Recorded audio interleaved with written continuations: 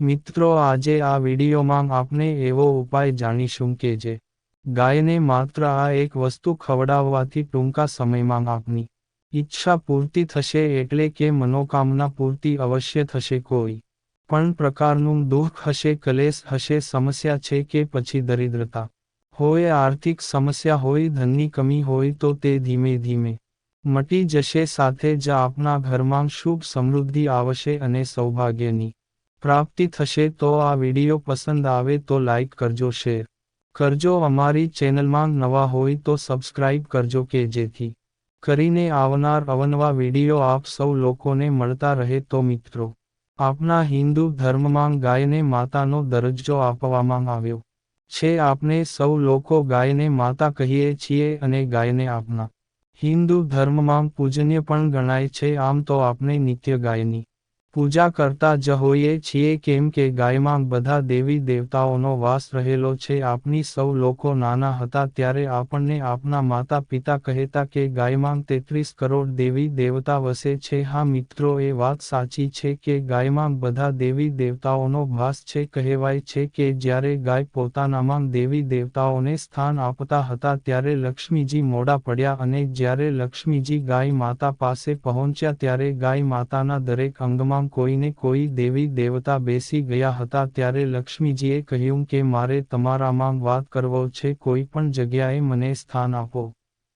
હું તેનો જરૂર સ્વીકાર કરી. અને ત્યારે ગાય માતાએ પોતાના જાણમાં લક્ષ્મીજીને વાસ આપ્યો અને લક્ષ્મીજીએ તેનો સ્વીકાર કર્યો. એટલા માટે ગાયના છાણમાં પણ લક્ષ્મીજીનો વાસ રહેલો છે. તો આ વાત ઉપરથી આપણને સમજાય કે ગાય માતાનું આપણા ધર્મમાં કેટલું મહત્વ છે. એટલા માટે જ ગાયની સેવા કરવાથી, ગાયને ખવડાવવાથી તુરંત જ ફળની પ્રાપ્તિ થઈ જાય છે. ગાયને આપણે માતા કહીએ છીએ અને કહેવાય છે ને કે છોરું થાય માતા કુ માતા ન થાય. તેવી જ રીતે ગાયની સેવાથી સર્વે સિદ્ધિઓની પ્રાપ્તિ થાય છે. જો આપણને કોઈ આર્થિક સમસ્યા હોય, તેમની અછત રહેતી હોય કે પછી પોતાના ઘરમાં સુખ સમૃદ્ધિ હોય તો કે જીવનની કામના કરતા હોય તો ગાય માતાનો આ ઉપાય તેને અવશ્ય કરવો જોઈએ. આ ઉપાય છે કે જેને ટોટકો પણ કહી શકાય.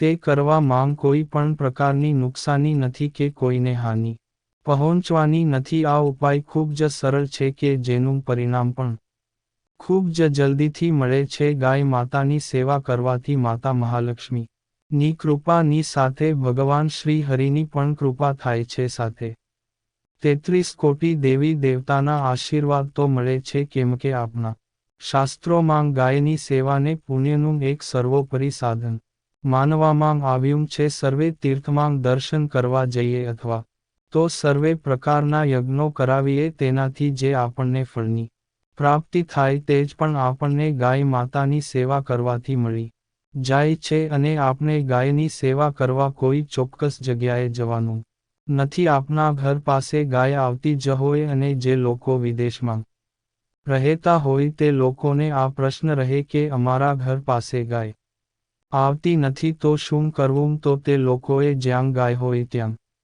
જઈને આ ઉપાય કરવો પડશે. જો ધનવાન બનવાની ઈચ્છા હોય, 100 ભાગ્યની ઈચ્છા હોય તો ગાયની સેવા દિન પ્રતિદિન કરવી જોઈએ.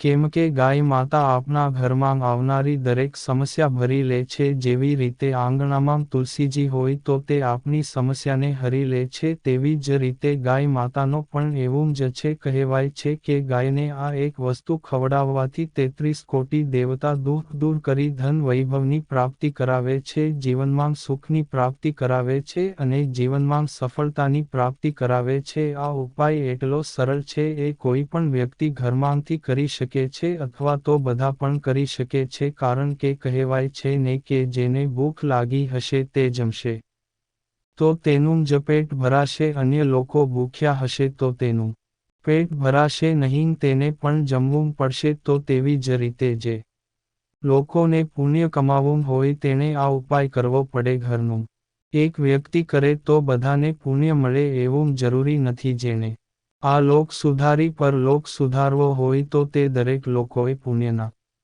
કામો કરવા પડે, ચાહે તે પછી ગાયની સેવા હોય, ભગવાનની સેવા હોય કે પછી અન્ય કોઈ પણ પુણ્યના કામો હોય પુણ્યના કામો તો હજારો છે અને પાપના કામ પણ હજારો છે તો તેમાંથી કયા કાર્યો કરવા તે આપના ઉપર છે અને એમ પણ આ ઉપાયમાં બીજું કાંઈ નહીં પણ ગાય માતાની સેવા છે ગાયને જ એક વસ્તુ ખવડાવવાની છે બીજી કોઈ ચિંતા કરવાની જરૂર નથી આ ઉપાય કરતી વખતે ખાસ કરીને જો ખાઈનું ધ્યાન રાખવાનું છે સ્ત્રી માસિક ધર્મમાં હોય તેને આ ઉપાય ન કરવો માન સમક્ષ એક નાની ગાંગડી જેટલો ગોળ લેવાનો ચણાની દાળની એક ચમચી લેવાની અને થોડી મિસ્ત્રી આ ત્રણેય વસ્તુ મિક્સ કરીને ભગવાનને તેનો ભોગ લગાવવાનો હવે પછી આપ જે રીતે ભગવાનની નિત્ય પૂજા કરતા હોય કોઈ વસ્તુ અર્પણ કરતા હોય માળા કરતા હોય પાઠ કરતા હોય કે મંત્ર જાપ કરતા હોય તો તે કરવાનો અને એટલા સમય સુધી તે ત્રણ વસ્તુ તે ત્રણ પ્રસાદી ભગવાન પાસે જ રાખવાની જ્યારે પૂજા પૂર્ણ થાય પૂજા સંપન્ન થઈ જાય પાઠ મારા પૂર્ણ થઈ જાય ત્યાર પછી જ્યારે આપણે પૂજાસ્થાનથી ઊભા થઈએ ત્યારે તે પ્રસાદ ભગવાન પાસેથી લઈને ઘઉંના લોટનો એક લૂવો બનાવવાનો એકતા બે રોટલી થાય એવડો લૂવો લેવાનો અને પછી ભગવાનને પ્રસાદ જે આપણે ધરાવી હતી ગોળ મિસ્ત્રીને ચણાની દાળ તેને લેવામાં ભરી દેવાનો અને લૂવોને પેક કરી દેવાનો ત્યારબાદ તે લૂવાને હાથમાં લઈને લક્ષ્મી માતા અને ભગવાન શ્રીહરિ નું સ્મરણ કરતા કરતા ગાય માતાને ખવડાવી દેવાનો ગાય માતાને જ્યારે આપણે આ પ્રસાદી ખવડાવીએ છીએ ત્યારે ખાસ કરીને માતા લક્ષ્મીજીના મંત્રનું મનમાં સ્મરણ કરવાનું મંત્ર અઘરો નથી હું આપને જણાવું છું કે તમારે કયો મંત્ર બોલવાનો તો કે ઓમ શ્રી મહાલક્ષ્મી એ નમઃ ઓમ શ્રી મહાલક્ષ્મી નમઃ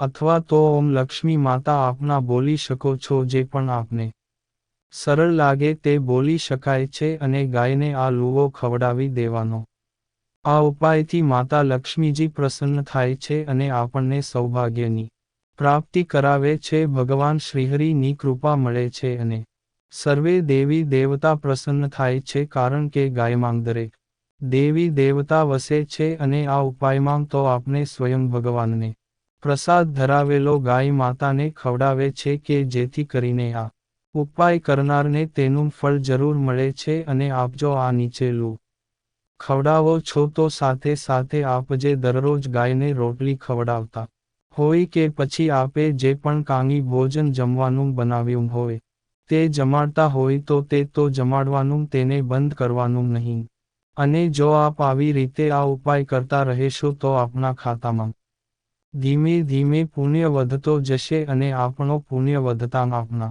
દીકરા દીકરીમાં પણ સારા સંસ્કાર આવશે અને સૌભાગ્યની કામના આપની હશે તો તે પૂર્ણ થશે સાથે જ અન્ય કોઈ મનોકામના હશે તો તે પણ પૂર્ણ થશે સર્વે દુઃખ હશે તો તે પણ મટે છે આ ઉપાય ખૂબ જ સકારાત્મક છે ધીમે ધીમે તેની અસર જરૂર દેખાશે સુપ્રભાવ થતો દેખાશે આપની સાથે કંઈકને કંઈક સારું થશે એટલે સમજી લેજો કે આ ઉપાયની અસર થવાની શરૂ થઈ ગઈ છે તો મિત્રો આ ઉપાય અચૂકપણે કરજો આ ઉપાયમાં કોઈ પણ વસ્તુ બહારથી લેવાની જરૂર નથી રૂપિયા વધારે ખર્ચોને જરૂર નથી માત્ર ગાયને એક વસ્તુ ખવડાવવાની છે કે જેના વિશે મેં આપને જણાવ્યું તો આશા છે કે આ વિડિયો આપને પસંદ આવ્યો હશે અને આ વિડિયોમાં આપેલી માહિતી પણ આપ સૌ લોકોને ગમી હશે તો આ વિડિયોને એક લાઈક જરૂરથી કરજો અને આપના મિત્રોને પણ મોકલજો કે જેથી કરીને તે લોકો સુધી પણ આ માહિતી પહોંચે તો મારી ચેનલમાં જો આપ નવા હોય તો સબસ્ક્રાઇબ કરવાનું ભૂલતા નહીં કે જેથી કરીને આવી જ અવનવી માહિતી આપ સૌ લોકોને જાણવા મળે તો આ સાથે હવે મને રજા આપો મળીશું ફરીથી એક નવા વિડીયોમાં ત્યાં સુધી આપ સૌ લોકોને અમારી ચેનલના જય શ્રી કૃષ્ણ ધન્યવાદ મારી સાથે જોડાયેલા બદલ આપ સૌ લોકોનો ખૂબ ખૂબ આભાર